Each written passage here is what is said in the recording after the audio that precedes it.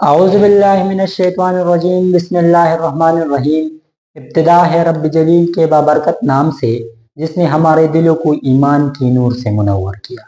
अस्सलाम वालेकुम व्यूअर्स, कैसे हैं आप? ठीक है। आप लोग इस वक्त देख रहे हैं बायोलॉजी चैनल हयातियात वाला। हमने केमिकल कोऑर्डिनेशन को शुरू किया था और केमिकल कोऑर्डिनेशन में हमने इंटीरियर लोब की 3 hormone, growth hormone, adrenocorticotropic hormone और थायराइड स्टिमुलेटिंग हार्मोन के बारे में पढ़ा था। आज हम फॉलिकल स्टिमुलेटिंग हार्मोन के बारे में पढ़ने जा रहे हैं। Follicle stimulating hormone, follicle stimulating hormone. तो पहले फॉलिकल वर्ड है। फॉलिकल को अभी हम कुछ देर में समझते हैं, लेकिन उससे पहले स्टिमुलेट है। स्टिमुलेटिंग आपको पहले ही भी हमने बताया है कि stimulating means activating. Activating the hormone which activates the follicle is called as follicle stimulating hormone. ठीक है। अब इसका टारगेट क्या है? टारगेट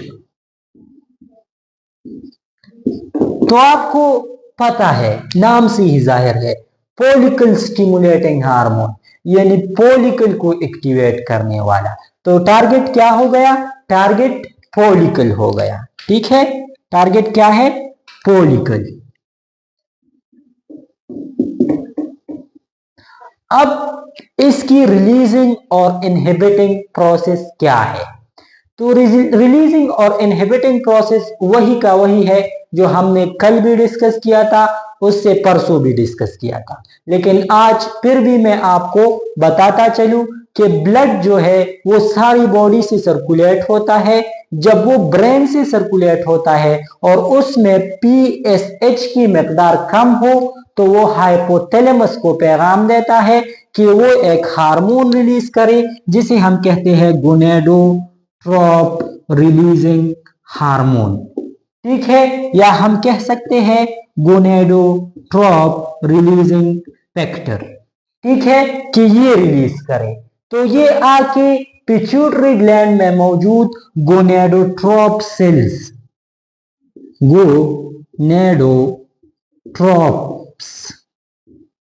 गोनेडोट्रोप सेल्स को एक्टिवेट कराता है और गोनेडोट्रोप सेल्स जो है वो फॉलिकल स्टिमुलेटिंग हार्मोन रिलीज करता है। ठीक है। तो ये तो इसका रिलीजिंग प्रोसेस हो गया। अब इसका इनहिबिटिंग प्रोसेस क्या है? वो भी कुछ इसी तरीके से है। जब ब्लड ब्रेन से सर्कुलेट होता है तो वो उसमें ज्यादा amount of follicle stimulating hormone को डिटेक्ट करता है और वो हाइपोथैलेमस को हुक्म देता है कि वो रिलीज करे गोनेडोट्रोपिक हार्मोन इनहिबिटिंग हार्मोन। ठीक है। या फिर गोनेडोट्रोपिक हार्मोन इनहिबिटिंग फैक्टर, इसको रिलीज करे। तो ये आके गोनेडोट्रोप्स पर एक्ट करेंगे और गोनेडोट्रोप्स जो है वो फॉलिकल स्टिमुलेटिंग हार्मोन बनाना बंद कर देंगे। अब ये गोनेडोट्रोप्स जो है ये सिर्फ फॉलिकल स्टिमुलेटिंग हार्मोन रिलीज नहीं कराते। गोनेड्स किसे कहते हैं? गोनेड्स मेल और फीमेल की रिप्रोडक्टिव पार्ट को कहते हैं। गोनेड्स किसे कहते हैं? Gonads Gonads, the male and the female reproductive part are called as gonads. ठीक है। तो मेल में रिप्रोडक्टिव पार्ट क्या है? टिस्टिस है। जबकि फीमेल में रिप्रोडक्टिव पार्ट क्या है? जी, ओवरी है, ओवरीज है। ठीक है। इन दोनों को कलेक्टिवली गोनेड्स कहते हैं। तो चूंकि गोनेडोट्रोप्स इसलिए कहा जाता है क्योंकि ये फॉलिकल जो है इन गोनेड्स में पाई जाती है, इस वजह से इनको गोनेडोट्रोप्स कहते हैं। और इन गोनेड्स पर सिर्फ फॉलिकल स्टिमुलेटिंग हार्मोन अमल नहीं करता, बल्कि एक और हार्मोन भी इसके साथ रिलेटेड है जिसे हम कहते हैं ल्यूटेनाइजिंग हार्मोन। तो ये ल्यूटेनाइजिंग हार्मोन और ये फॉलिकल स्टिमुलेटिंग हार्मोन जो है ये गोनेडोट्रोप्स रिलीज करता है। ठीक है, तो एक सेल दो हार्मोन रिलीज करते हैं, लेकिन कंडीशन पर डिपेंड करता है। जब इसकी कंडीशन की जरूरत हो तो ये रिलीज होता है, जब इसकी जरूरत हो तो ये रिलीज होता है। ठीक है, अब तो ये हो गया इसका रिलीजिंग प्रोसेस। अब इसका फंक्शन क्या है? वो है फॉलिकल को एक्टिवेट कराना। तो फॉलिकल क्या है? अब हम पढ़ते हैं कि फॉलिकल क्या है। ये तो हमने आपको बताया कि मेल और फीमेल, मेल के टेस्टिस कहते हैं, फीमेल को ओवरीज कहते हैं, जो गोनेड्स है उनको। ठीक है, अब इनका मेल में भी फंक्शन है, फीमेल में भी फंक्शन है। तो पहले हम फीमेल का पढ़ते हैं। ठीक है, वो जरा कॉम्प्लेक्सिंग है, जबकि मेल वाला इजी है। तो पहले फीमेल को पढ़ते हैं।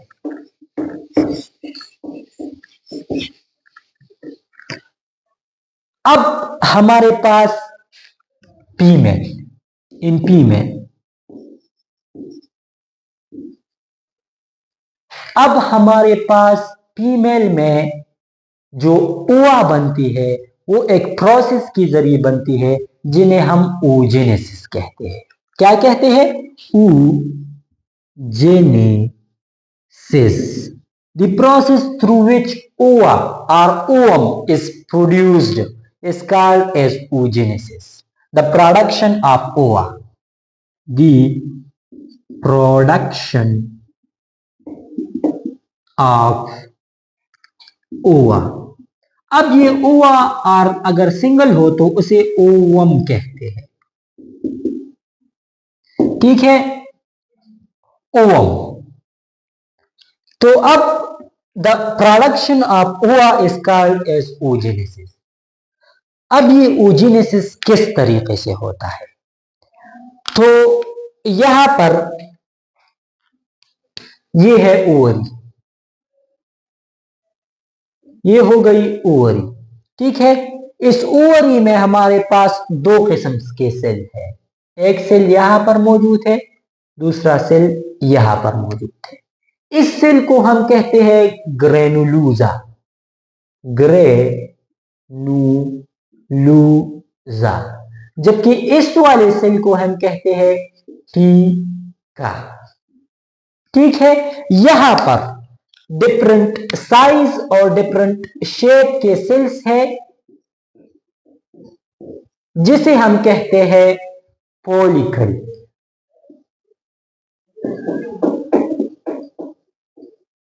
ठीक है, इसको हम फॉलिकल्स कहते हैं, और चूंकि ये ओवरी के है लिहाजा हम इसे ओवरीन फॉलिकल कहते हैं, ओवरीन फॉलिकल। ठीक है, अब इस ओवरी को अगर आप देख ले तो इस ओवरी में ये स्पेस जो है ये एम्प्टी है। तो this empty space in ovary is called as stroma. ठीक है, इस एम्प्टी स्पेस को हम क्या कहते हैं? स्ट्रोमा कहते हैं। अब अगर आप देख ले तो इस स्ट्रोमा का एक ये एक्सटर्नल पार्ट है, ठीक है, जबकि दूसरा ये इंटरनल पार्ट है। तो इस एक्सटर्नल पार्ट को कॉर्टेक्स कहते हैं, जबकि इस इंटरनल पार्ट को मेड्यूला कहते हैं। Internal is medulla while the external is cortex। ठीक है, ये हमने आपको कल भी बताया था मेड्यूला और कॉर्टेक्स के, लेकिन वो हमने आपको एड्रीनल ग्लैंड में बताया था। यहां पर हम आपको स्ट्रोमा के बारे में बता रहे हैं। ठीक है, अब ये फॉलिकल्स जो है हमारा ज्यादा तौर पर ताल्लुक इन फॉलिकल्स के साथ है। आज का लेक्चर जो है वो फॉलिकल के साथ रिलेटेड है। तो अब हम इस फॉलिकल्स को यहां पर डिटेल में पढ़ते हैं। Take a screenshot.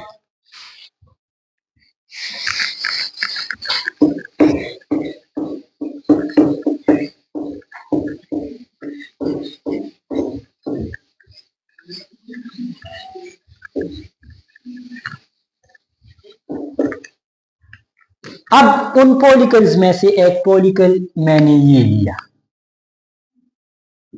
इसको हम कहते हैं ओगोनियम। ठीक है, the cells are the germ cell, are the stem cell. ठीक है, वो सेल्स जो कि डिवाइड हो सके, चाहे जितनी मर्तबा आप उसे डिवाइड करें वो डिवाइड होगी, उन सेल्स को हम स्टेम सेल कहते हैं। ठीक है, तो the stem cell for the ovum creation is oogonium. Okay, this one is oogonium. Oogonium वो स्टेम सेल है जिससे आप अनलिमिटेड आप ओवम क्रिएट कर सकते हैं। ठीक है, अब ये जो है ये डिवाइड होता है माइटासिस के थ्रू। अब ये माइटासिस के थ्रू क्यों होती है? क्योंकि हम तो ओवम प्रोड्यूस करने के बारे में कह रहे हैं, और ओवम में क्रोमोसोमल नंबर n नंबर होती है, यानी हाफ होती है, तो जरूरी था कि ये मियासिस के थ्रू डिवाइड होता। क्यों माइटासिस के थ्रू होता है? ताकि इस ओगोनियम का नंबर बरकरार हो सके। अगर ये डायरेक्टली मियासिस के थ्रू डिवाइड होगा तो इस ओगोनियम का नंबर खत्म हो जाएगा। ठीक है, इस रीजन से पहले माइटासिस होते हैं, बाद में मियासिस होता है। ठीक है, तो इनसे दो टाइप ऑफ सेल्स बनते हैं, जिनमें से एक को कहते हैं, ये एक सेल हो गया, ये दूसरा सेल हो गया। तो इस वन को हम कह सकते हैं type A cell, while this one is type B cell. ठीक है, तो ये टाइप ए सेल क्या है? ये टाइप ए सेल इसके साथ हमारा आगे का लेक्चर वाबस्ता होगा। टाइप ए सेल इसका, इस टाइप ए सेल को हम कहते हैं प्राइमरी oocyte। ठीक है, तो इस प्राइमरी oocyte से जो है वो ओवा यानी ओवम बनती है। किस तरह बनती है अब हम पढ़ते हैं।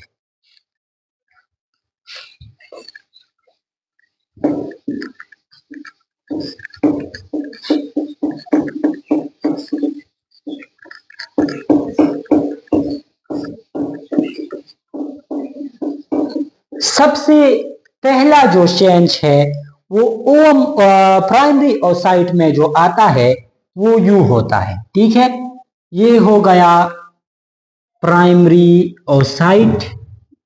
तो अब इस प्राइमरी oocyte के गिर्द एक लेयर ऑफ सेल बनती है यू।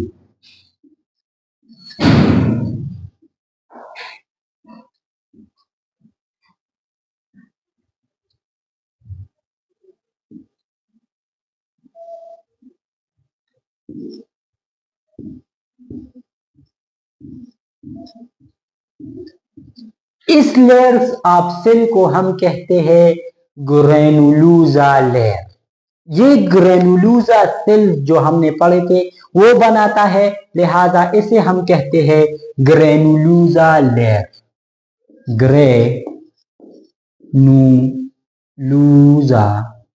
लेयर।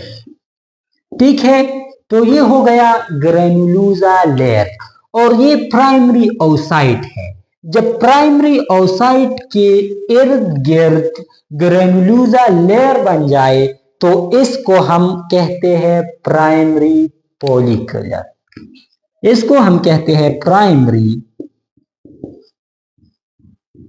पॉलिकल।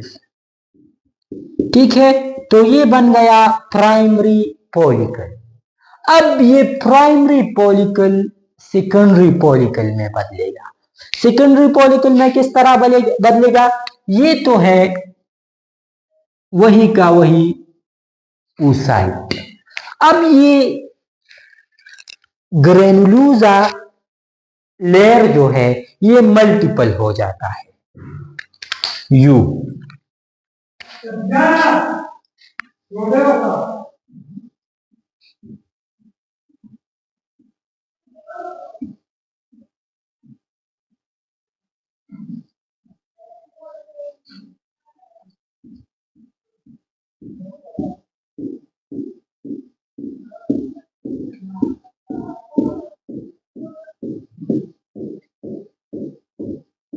ये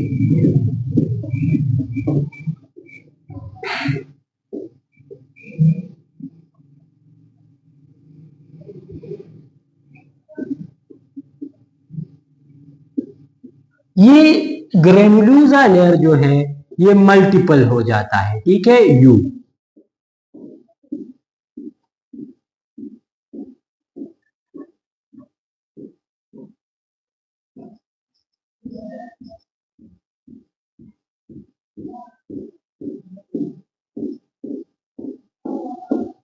ये हो गया मल्टीपल ऑफ ग्रेनुलोसा लेयर। इसके अलावा एक और लेयर बनता है टीका सेल से, जिसे हम टीका लेयर कहते हैं, ठीक है, टीका लेयर।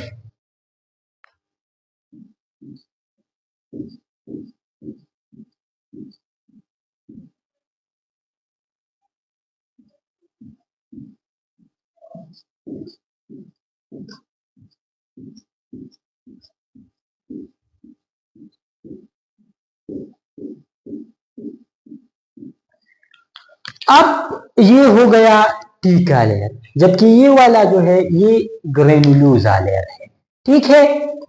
अब यहां पर हम आपको बताते चले कि फीमेल की बॉडी में जब फीमेल जन्म ले रही हो, जबकि फीमेल के बॉडी में जब फीमेल पैदा होती है, यानी उसकी बॉडी में फीटस बनता है, तो उस फीटस जब जो बनता है और उसमें जब ओवरी बन जाए, तो वहां से वो माइटोसिस शुरू करता है और माइटोसिस वहां पर हो जाता है।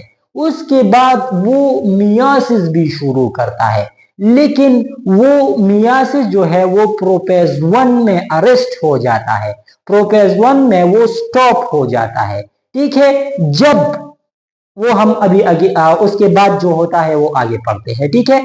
तो ये प्राइमरी पॉलिकल में दो चेंजेस होते हैं। एक ये ग्रेनुलोसा लेयर जो है ये मल्टीपल हो जाता है। इसके अलावा एक और लेयर बनता है जिसे हम टीका लेयर कहते हैं, ठीक है। यहां पर लिख देते हैं, इसको हम कहते हैं टीका लेयर, ठीक है। तो दो चेंजेस हो गए और इससे प्राइमरी पॉलिकल सेकेंडरी पॉलिकल में कन्वर्ट हुआ। ये पॉलिकल अब कौन सा है? ये है सेकेंडरी पॉलिकल, ठीक है। तो ये हो गया सेकेंडरी पॉलिकल। अब ये सेकेंडरी पॉलिकल जो है ये मजीद टर्शरी पॉलिकल में कन्वर्ट होता है। टर्शरी पॉलिकल हमने आपको बताया कि मियासिस बी शुरू हो जाता है, लेकिन वो मियासिस जो है वो प्रोपेज 1 में क्या होता है? अरेस्ट होता है। टर्शरी पॉलिकल में अब वो मियासिस 1 कंप्लीट होता है, ठीक है। तो अब क्या बनता है? अब बनता है हमारे पास ये सेकेंडरी oocyte। ये हमारे पास अब बन गई सेकेंडरी oocyte, और चूंकि मियासिस 1 कंप्लीट हो गया, लिहाजा हमारे पास एक और सेल भी वजूद में आ गई। ये एक और सेल हो गया, ठीक है। तो इस सेल्स को हम कहते हैं फर्स्ट पोलर बॉडी, ठीक है। मियासिस 1 में दो सेल बनते हैं। जब प्राइमरी oocyte दो में तकसीम होगी तो एक सेकेंडरी oocyte बनेगी, जबकि दूसरी फर्स्ट पोलर बॉडी बनेगी, ठीक है। एक तो ये हो गया, एक ये चेंज आ गई कि मियासिस 1 कंप्लीट हो गया। दूसरा चेंज अब क्या आता है? दूसरा चेंज ये आता है कि इस ग्रेनुलोसा लेयर जो है इसमें यहां पर एक कैविटी बन जाती है, ठीक है। ग्रेनुलोसा लेयर में एक कैविटी बन जाती है, यू हम ड्रॉ करते हैं। ये हमने ग्रेनुलोसा लेयर जो है वो रेड से ड्रा किया है, तो ये ग्रेनुलोसा लेयर हम रेड से बनाते हैं।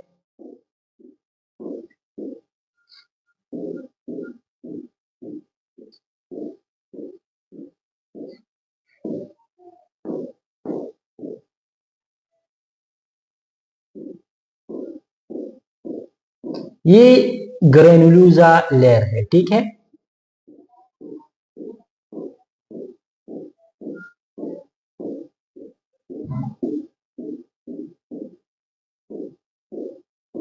ये ग्रेनुलोसा लेयर है, ये मल्टीप्लाई हो गया वहां ना।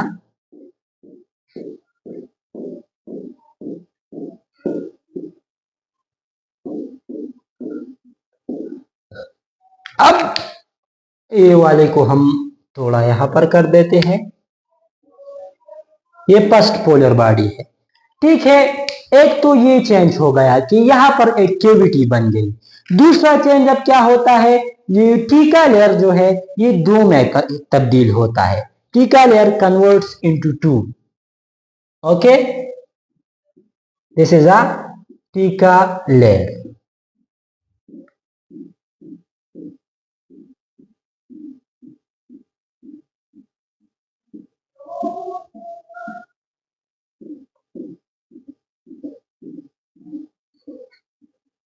दिस इज अ टीका लेयर। ओके, तो ये हो गया टीका लेयर। तो ये चूंकि एक है यहां पर, तो ये दो में कन्वर्ट होता है, एक ये हो गया, एक दूसरा ये हो गया।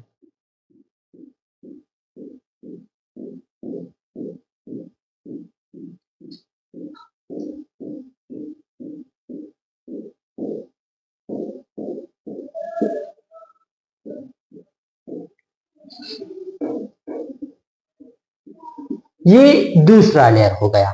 तो इस एक वाले लेयर को हम कहते हैं टीका इंटरना। ठीक है, इसको हम कहते हैं टीका इंटरना, जबकि इस दूसरे वाले को हम कहते हैं टीका एक्सटर्ना।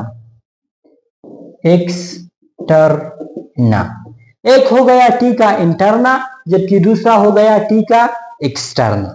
ठीक है, और इस कैविटी को हम कहते हैं antrum. This cavity is called as antrum. ठीक है, समझ में आ गई। This cavity is called as antrum. तो अब इसमें से सेकेंडरी पॉलिकल में क्या चेंजेस हो गए कि टर्शरी पॉलिकल बना, ये अब क्या हुआ, ये हो गया tertiary पॉलिकल।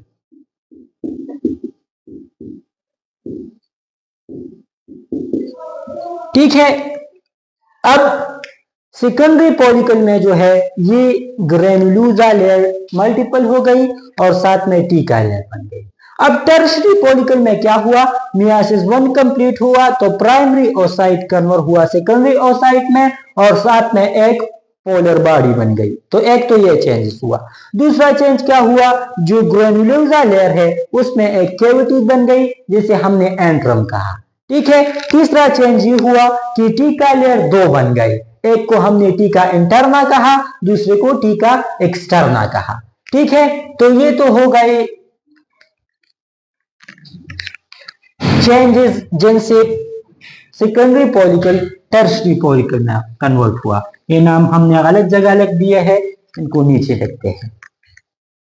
This one is externa, टीका externa, while this one is टीका इंटरना। ठीक है, तो ये तो हो गया टर्शरी पॉलिकल। अब ये टर्शरी पॉलिकल कन्वर्ट होता है मैच्योर पॉलिकल में।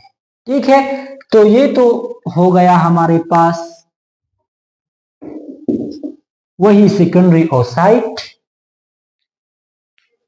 अब सेकेंडरी ओसाइट टर्शरी पॉलिकल में क्या चेंजेस होती है कि वो मैच्योर पॉलिकल बनता है। तो सबसे पहले तो ये कैविटी इनलार्ज हो जाती है। ठीक है, जिसे हम फिर कहते हैं पॉलिकुलर कैविटी।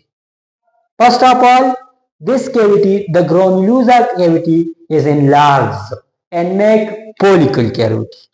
ठीक है, तो पहले तो ये हम बनाते हैं।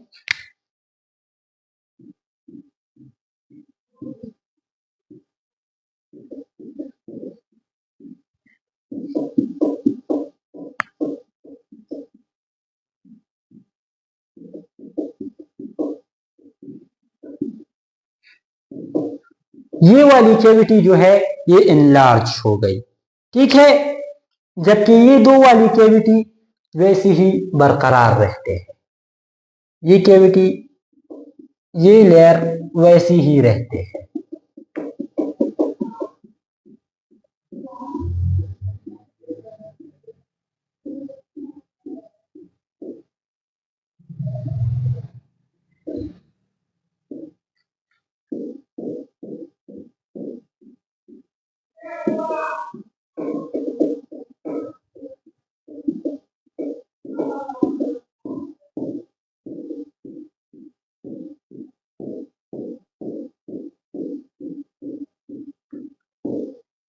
ये दोनों लेयर्स बाकी वही की वही हो गए।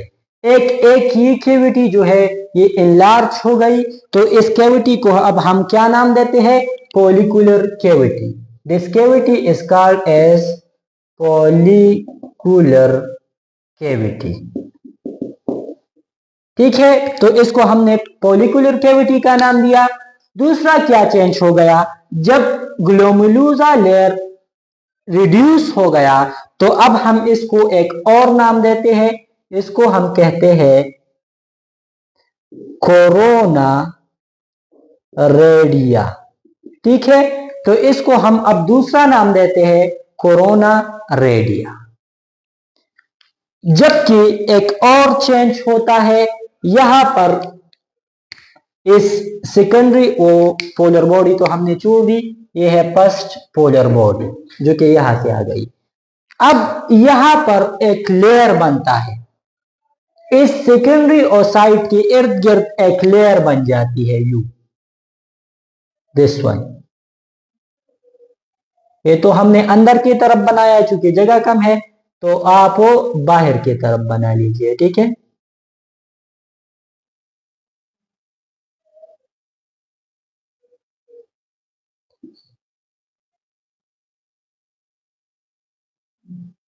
This one is called as zona pellucida. ठीक है, ये लेयर जो है इसको हम कहते हैं जोना पेलुसिडा। कल हमने आपको बताया था कि ओवा के इर्द गिर्द जो मेम्ब्रेन होती है उसको हम जोना पेलुसिडा कहते हैं। तो इसका मतलब ये हुआ कि ये ओवा प्रोड्यूस हो गया। This secondary oocyte is now ओवा। अब मियासिस 1 को तो हमने कंप्लीट किया, लेकिन मियासिस 2 कंप्लीट नहीं हुआ है, तो मियासिस 2 मेटापेज में अरेस्ट हो जाता है। ठीक है, जब मियासिस 2 मेटापेज में अरेस्ट हो जाए और उसके बाद वो फिर एक्टिवेट कब होगा? वो फिर मेंस्ट्रुअल साइकिल में एक्टिवेट होगा, जो हम मेंस्ट्रुअल साइकिल में पढ़ेंगे। अब तक हमने यही पढ़ा। मैं आपको रिवाइज करता हूं कि ये जो है ये प्राइमरी ओसाइट है। प्राइमरी ओसाइट के इर्द गिर्द ग्रेनुलोसा सेल एक लेयर बनाती है जिसे हम ग्रेनुलोसा लेयर कहते हैं, और यू प्राइमरी फॉलिकल जो है वो बनता है। ठीक है, जब प्राइमरी ओसाइट्स की गिर्द ग्रेनुलोसा लेयर बन जाए तो फिर हम इसे प्राइमरी पॉलिकल कहते हैं। जब प्राइमरी पॉलिकल में ग्रेनुलोसा लेयर मल्टीपल हो जाए और साथ में एक और सेल से टीका लेयर बन जाए तो इसे फिर हम सेकेंडरी पॉलिकल कहते हैं। ठीक है, जबकि जब ग्रेनुलोसा लेयर में एक कैविटी बन जाए तो इस कैविटी को एंट्रम कहते हैं, और मियासिस 1 कंप्लीट हो जाए तो साथ में फर्स्ट पोलर बॉडी प्रोड्यूस होती है और टीका लेयर 2 में कन्वर्ट हो जाती है, टीका एक्सटर्ना में और टीका इंटरना में। तो यू सेकेंडरी पॉलिकल जो है वो टर्शरी पॉलिकल में कन्वर्ट होता है। जब टर्शरी पॉलिकल में जो एंट्रम कैविटी है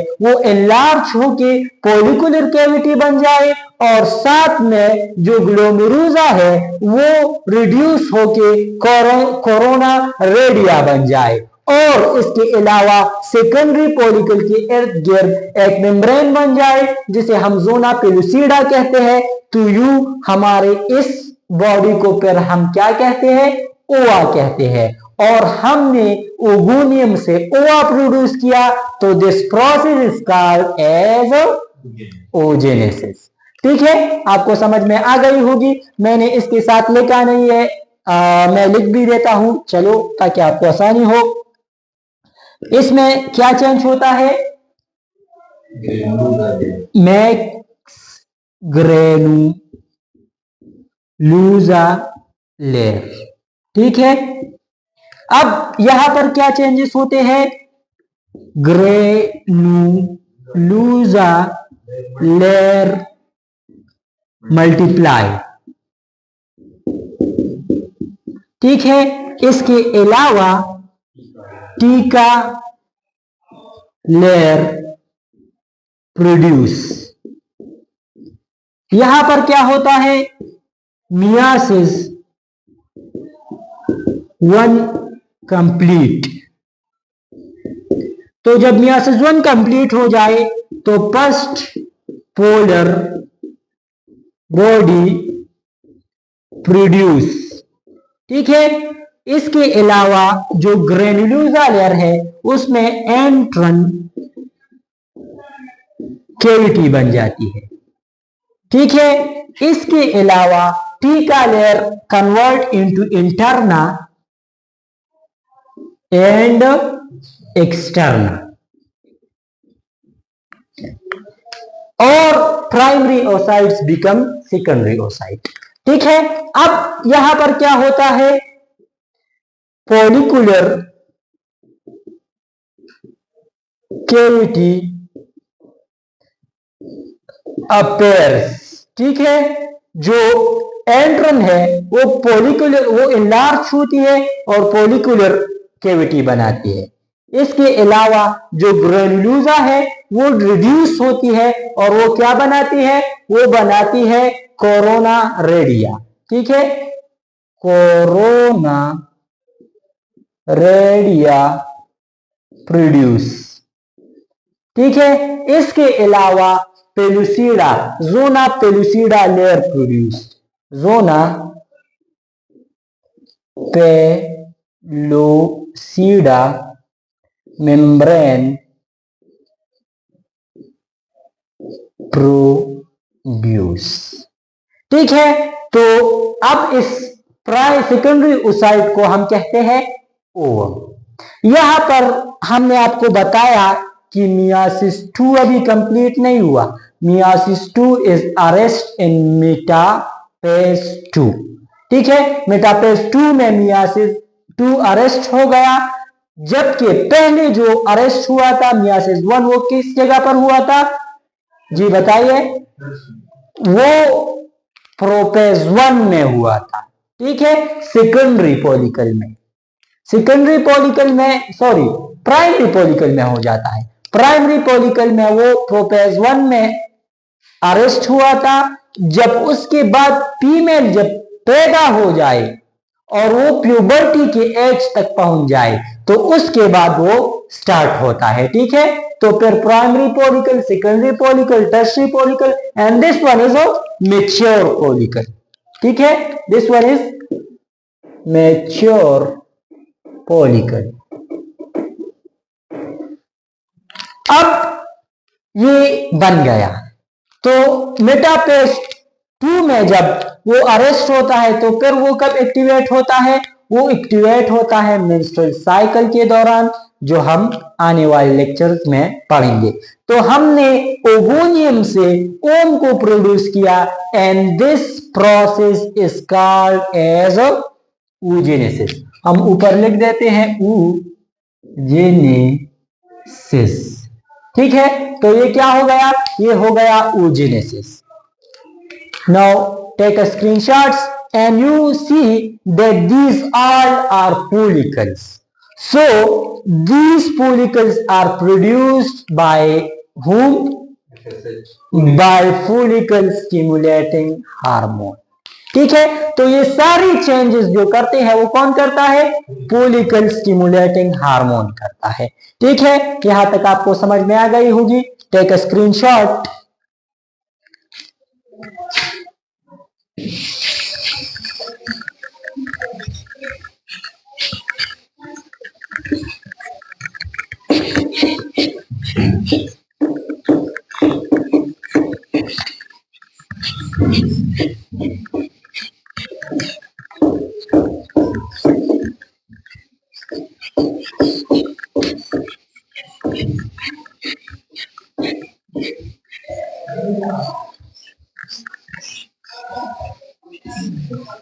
अब हमने फीमेल्स में पढ़ लिया फॉलिकल स्टिमुलेटिंग हार्मोन को, अब इन मेल्स भी बाकी है। इन मेल, ठीक है, तो मेल में हमारे पास 3 किस्म के सेल्स होते हैं। सेमिनिफेरल ट्यूब्यूल में हमारे पास 3 किस्म के सेल्स होते हैं। फीमेल मेल की जो रिप्रोडक्टिव पार्ट है उसे हम टेस्टिस कहते हैं, इस चीज में एक ट्यूब पाया जाता है जिसे हम सेमिनिफेरल ट्यूब कहते हैं। ठीक है, उसमें हमारे पास 3 किस्म के सेल्स होते हैं। एक को हम कहते हैं सर्टोली सेल, दूसरे नंबर सेल्स को हम कहते हैं लेडिक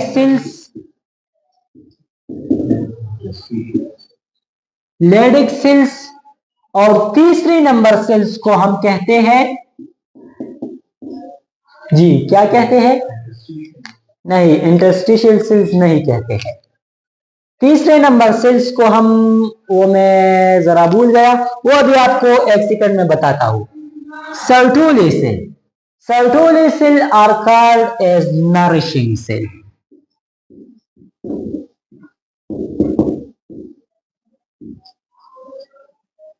ठीक है, ये जो है ये स्पर्म को नरिश करता है, स्पर्म की डेवलपमेंट भी करती है। इसके अलावा स्पर्म को जो खुराक है वो कौन पहुंचाता है, वो सर्टोली सेल पहुंचाता है।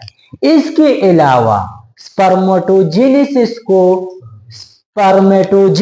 को जो है वो इनहिबिट भी यही सर्टोली सेल करता है।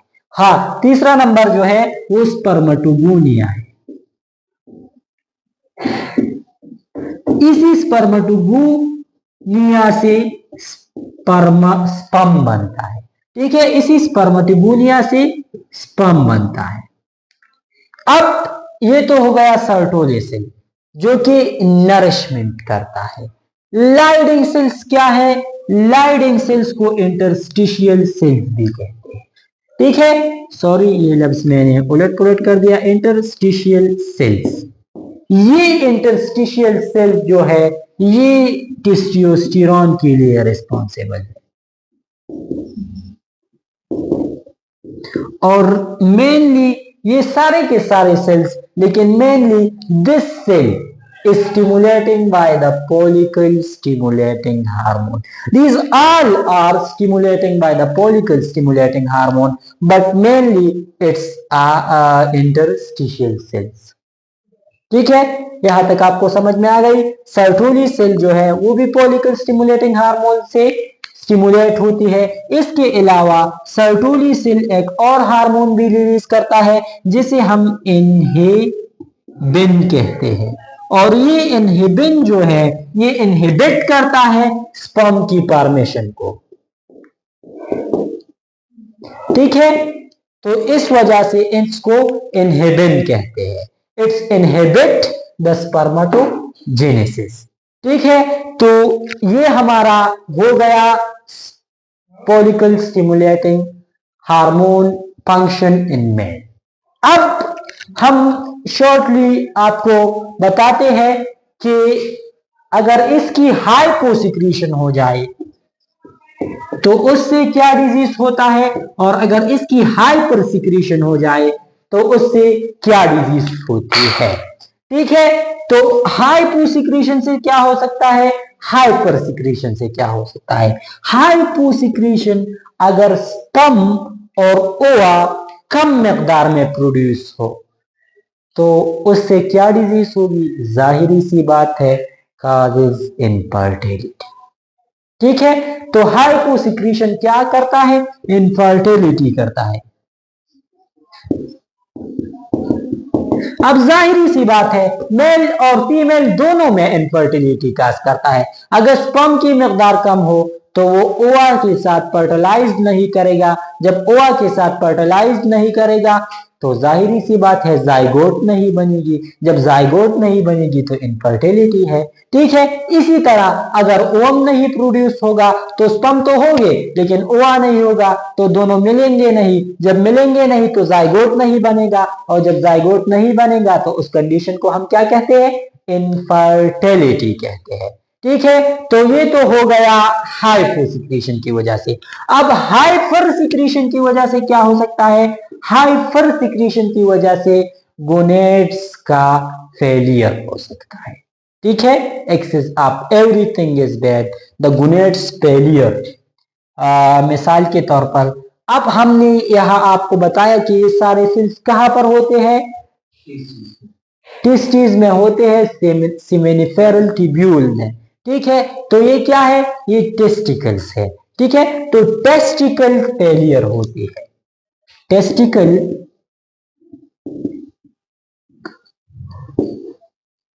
Failure in male. ठीक है, तो मेल में क्या हो गया? टेस्टिकल फेलियर हो गया। जबकि फीमेल में ये किस चीज पर अप्लाई होता है? फॉलिकल पर। ठीक है, सारे फॉलिकल्स पर अप्लाई होता है, तो ये फॉलिकुलर फेलियर करता है। ठीक है, in females follicular failure in female. ठीक है, तो ये हो गया हाइपोसिक्रेशन और हाइपर सिक्रेशन। तो आज का लेक्चर यहीं पर एंड करते हैं। उम्मीद करते हैं कि आपको पसंद आ गया होगा। अगर आपको आज का लेक्चर पसंद आ गया है तो हमारे इस चैनल को सब्सक्राइब कर दीजिए और साथ में बेल आइकन को दबा दीजिए ताकि आने वाली वीडियोस का अपडेट और नोटिफिकेशन आपको मिलती रहे। इंशाल्लाह कल मिलेंगे एक और लेक्चर के साथ। तब तक के लिए अल्लाह हाफिज।